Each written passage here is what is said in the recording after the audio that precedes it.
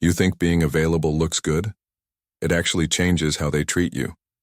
You believe showing up every time, answering immediately, being there whenever they need you proves your value. That's the trap. Because the moment you become predictable, you stop being valuable. And here's the part that's going to make you uncomfortable. You trained them to treat you this way. Every single time you dropped everything, you taught them your time doesn't matter. Every instant reply, every canceled plan to accommodate theirs, every yes without hesitation, built a pattern in their brain. And that pattern says one thing: you'll always be there. So why would they prioritize you? Think about the last time someone reached out after weeks of silence. They needed something, a favor, advice, emotional support.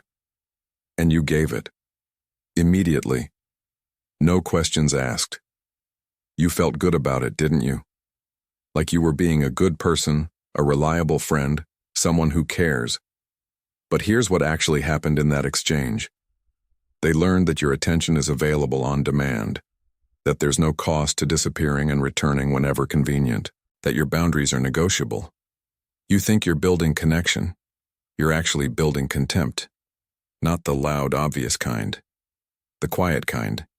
The kind that shows up when they need to choose between your time and literally anything else. And they choose anything else. Every single time. Now watch what happens when someone isn't immediately available. When they take hours to respond, when they say no without explanation, when they're genuinely busy with their own life. You start thinking about them more, wondering what they're doing, questioning if you did something wrong. Suddenly their attention has weight. Their time feels valuable. And when they do show up, it matters. This isn't a game they're playing. It's basic human psychology. Scarcity creates value. Abundance creates apathy. You can hate this truth all you want. It won't make it less true. Here's where it gets worse. The people who respect you most are the ones you're least available to. Think about that for a second. The relationships where you have boundaries, where you don't instantly respond, where you actually have other priorities. Those are the ones where people treat you better. They plan around your schedule. They appreciate your time. They don't assume you'll drop everything. And the relationships where you're always available, those are the ones where you feel taken for granted, undervalued, like you're giving everything and getting nothing back. You are. Because you taught them that's how this works, but you're going to resist this. You're going to say, I'm just being a good person, or I value my relationships, or I don't play games. And that's fine. Keep doing what you're doing. Keep being the person everyone calls when they need something and forgets when they don't. Keep wondering why you feel exhausted by your own relationships.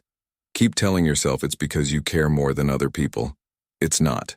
It's because you made yourself worthless by being available for everything. Value isn't what you give. It's what you make people work for. Watch what happens in the next 3 minutes when you understand what availability actually signals. Not what you think it signals. What it actually communicates to the people around you. You're about to see every relationship you have in a completely different light. And you won't be able to unsee it.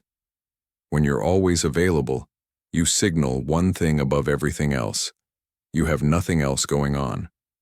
No other priorities, no other relationships, no life that exists outside of serving other people's needs.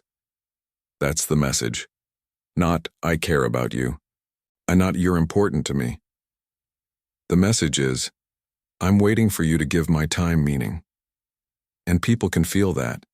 They might not consciously know it, but they feel it. And it repels them. Because nobody respects someone who's always waiting. Nobody values attention that's always available. Nobody prioritizes someone who has no priorities of their own. Think about the person you know who's always busy. Not fake busy. Actually building something, genuinely invested in their own life. When you get their attention, it feels earned. When they make time for you, it matters. You don't take them for granted because you can't. Their time is finite and protected. Now think about the person who's always free, always ready to hang out, always available to talk, always adjusting their schedule to fit yours. How much do you value their time? Be honest. You don't. Because it's always there. It costs you nothing. And things that cost nothing have no value. Here's the pattern you've been missing your entire life. Every time you make yourself available without hesitation, you're running a negotiation where you've already lost. You're saying, "My time is worth less than your convenience." And people believe you, not because they're bad people, because you just told them that's true. They're not taking advantage of you. They're accepting the value you assigned yourself. And you assigned yourself nothing. Now comes the part that's going to make you angry. The people who respect you least are the ones you're most available to. Your closest relationships, the ones you think you're nurturing by always being there. Those are the ones where you're most taken for granted. And it's not their fault. You created this dynamic. Every time they reached out and you dropped everything, you set the expectation. Every time they canceled and you immediately forgave without consequence, you taught them there are no consequences. Every time you prioritized them over yourself, you showed them that's the correct order. You don't have a people problem. You have a boundary problem. But here's what nobody tells you about boundaries. They're not for protecting your time. They're for creating value. When you say no, when you're not available, when someone has to wait for your attention, you're not being selfish. You're giving your presence weight. You're making your time cost something, and things that cost something are treated with care. Think about anything you've ever worked for, anything you had to earn, wait for, sacrifice for. You valued it. You protected it. You didn't take it for granted. Now think about anything that was just handed to you with no effort required. How long did it take you to stop appreciating it? That's what you are to people when you're always available. The thing that required no effort. The presence that costs nothing. And here's the inversion that's going to change everything. Being less available doesn't damage relationships. It filters them. The people who get angry when you set boundaries, who disappear when you're not immediately accessible, who punish you for having priorities, they were never there for you. They were there for what you provided. The convenience, the emotional labor, the validation on demand. When you remove that, they leave. And you think that's loss. It's not loss. It's clarity. You just found out what you actually meant to them. And now you know. Watch what happens when you actually protect your time. Not in a fake, playing hard to get way. Actually having a life that matters to you. Projects that demand your focus. Standards for how you spend your energy. People notice. Not immediately, but they notice. The first time you're not available, they're surprised. The second time, they're confused. The third time, they adjust. They start planning ahead. Asking instead of assuming. Valuing your time because you showed them it's valuable. And the ones who don't adjust, they filter themselves out. They go find someone else who'll drop everything.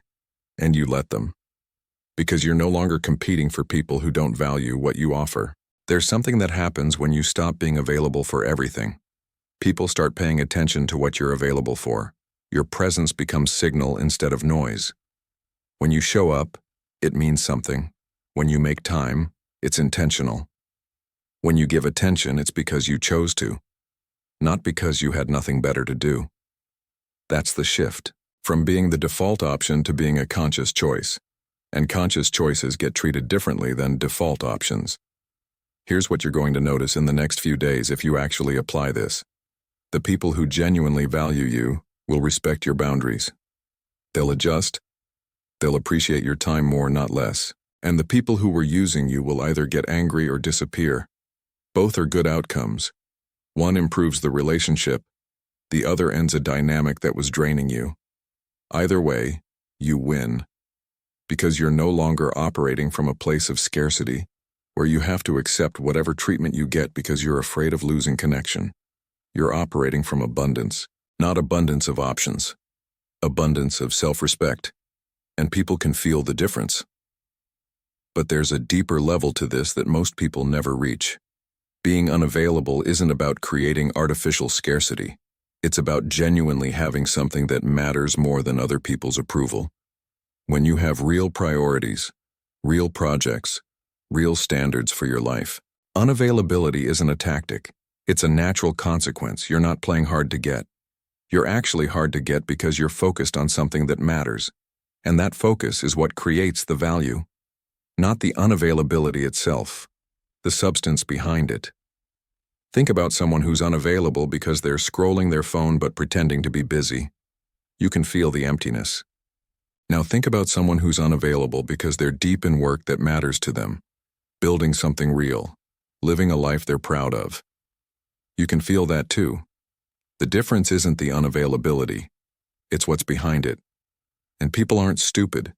They know if you're genuinely invested in your own life or just trying to seem important. The first creates respect. The second creates resentment. Here's the part where everything clicks together. Remember at the beginning when we talked about training people how to treat you? Every behavior you accept becomes the standard. Every boundary you don't enforce becomes permission. Every time you're available when you shouldn't be, you're teaching people your time is negotiable. And negotiable things get negotiated down. Always. So when you complain about being taken for granted, about people not respecting your time, about relationships feeling one-sided, you're complaining about a standard you created. And you can uncreate it, not by announcing new boundaries, by living them, by actually being unavailable, by genuinely having priorities that matter more than being liked. The shift happens the moment you realize being available isn't kindness, it's fear.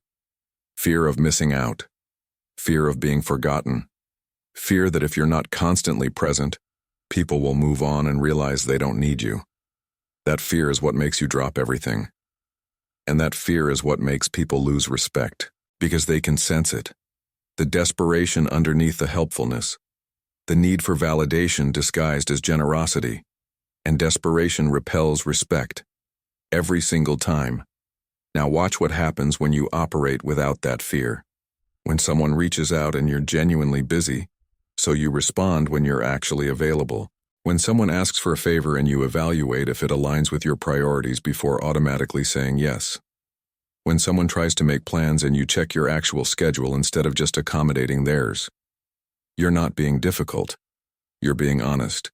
And honesty about your availability communicates something powerful. You have a life that exists independent of other people's needs. That's attractive. Not in a romantic way. In a human way. People are drawn to individuals who are genuinely invested in their own existence. Here's what's happening right now as you read this. You're thinking about specific people. Specific relationships where you've been too available. Specific moments where you dropped everything and it wasn't appreciated. Specific patterns where you give and get nothing back. And you're starting to see it wasn't bad luck or bad people. It was bad boundaries. You created the dynamic. Which means you can change it. Not by having a conversation about it, by changing your behavior, by actually being less available, by protecting your time like it matters. Because it does. The people who've always had your attention on demand are going to be confused at first, maybe annoyed. Maybe they'll accuse you of changing, of being different, of not caring anymore. Let them. Their discomfort is proof you're doing it right. Because you're disrupting a pattern that benefited them and cost you. And people resist losing benefits, that's normal. What's not normal is you continuing to pay a cost that's draining you just to avoid their temporary discomfort. You're not responsible for managing their feelings about your boundaries. You're responsible for having boundaries. Period. And here's the final inversion, the one that's going to stay with you long after you finish reading this. The less available you become, the more present you are when you show up. Because you're not spread thin across 100 half commitments. You're not exhausted from saying yes to everything. You're not resentful from being taken for granted. You're actually there, fully, intentionally.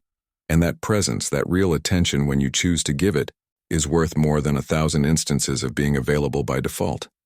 People feel the difference between someone who's there because they have nothing else to do and someone who's there because they chose to be. The second one matters. The first one is just there. There are two kinds of people now. Those who stay available for everything, wondering why they're taken for granted, exhausted by relationships that don't reciprocate, convincing themselves that caring more makes them better people. And those who protect their time, who make their presence cost something, who understand that value isn't created by how much you give, but by how much you make people appreciate what you give. You can't be both. You can't be everywhere for everyone and be valued. Scarcity and value are connected. abundance and apathy are connected. You choose which side you're on every time someone reaches out, and you decide whether to drop everything or respond when it actually works for you. You won't unsee this now. Every text, every request, every last-minute plan, every assumed availability, you'll see it differently. You'll feel the weight of the choice. Be the person who's always there, or be the person whose presence actually means something. Most people never make the choice consciously. They just default to availability and wonder why they feel invisible. You know better now. What you do with that knowledge is entirely up to you, but you can't pretend you don't see it anymore. The pattern is clear. Your availability trained them. Your boundaries will retrain them, or filter them out. Either way, you stop being taken for granted. That's the shift. That's the difference. That's what changes how they treat you.